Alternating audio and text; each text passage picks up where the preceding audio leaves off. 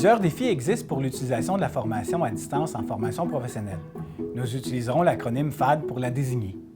La principale problématique est la formation pratique du métier dans la majorité des programmes qui ne peut se faire à distance. Les métiers techniques exigeant la manipulation d'outils et du matériel spécialisé se pratiquent au centre de formation. Nous proposons comme solution d'alterner les apprentissages en laboratoire ou de miser davantage sur l'alternance travail-études. Nous utiliserons l'acronyme ATE pour la désigner. L'évaluation des apprentissages est un enjeu majeur à la FAD en AFP. Puisque le ministère ne permet pas encore l'évaluation à distance, il n'y a pas de solution associée à ce défi, à moins d'un changement d'orientation au ministère. Plusieurs défis sont en lien avec la technologie. Autant pour les élèves que les enseignants, l'accès à du matériel informatique ou une bonne connexion Internet peut être un problème, notamment en région rurale, ce qui crée une inégalité entre les secteurs. L'utilisation des logiciels et leurs contraintes peuvent empêcher l'utilisation de la FAD en formation professionnelle.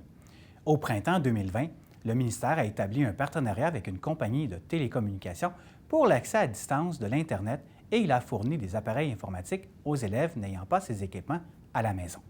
Notre réflexion nous permet de dire qu'il y a une dichotomie entre les élèves, les régions et même le milieu familial quant à l'accès à ces technologies. En mettant en place un service de prêt d'équipement et un accès à une connexion Internet, nous pensons que cet aspect pourrait se dénouer. De plus, les différents logiciels ne sont pas encore adaptés à la formation à distance.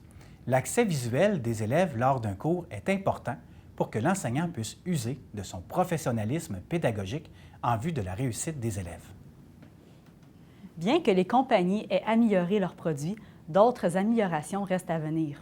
Les écoles et les centres de formation professionnelle sont tributaires des budgets alloués par les centres de services scolaires. La FAD est actuellement en intégration au ministère et est de plus en plus présente dans nos milieux. Le coût du matériel informatique et des logiciels propres à l'apprentissage des métiers est un défi en soi. Il faudra augmenter les budgets, privilégier les logiciels libres et établir des partenariats avec les commerces et les industries. Par exemple, des partenariats existent déjà entre les différents programmes d'études et les concepteurs de logiciels spécialisés. Une formation permettra aux enseignants de mieux structurer son implantation, de se former sur cette nouvelle façon d'enseigner et de s'approprier le matériel et les logiciels associés.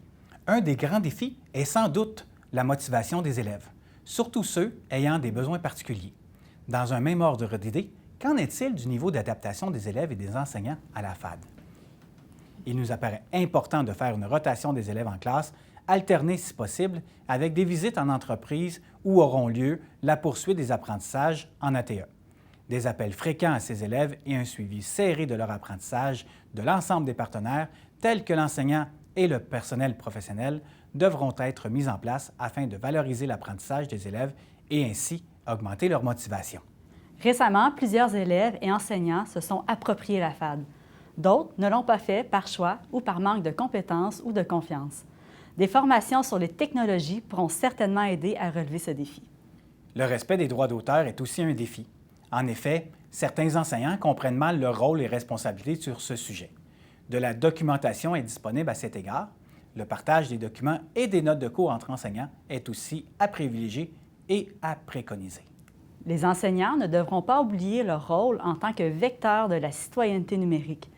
Ils pourront, par exemple, distribuer des étiquettes numériques aux élèves tout en misant sur le nouveau cadre de la compétence numérique. Cela sera sûrement une belle occasion de le mettre en valeur tant chez les enseignants que chez les élèves.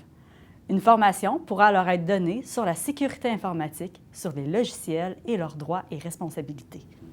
N'oubliez pas que le récit FP est là pour vous accompagner, vous former et vous soutenir tout au long de la planification et de l'intégration de ces technologies et nouvelles façons de faire.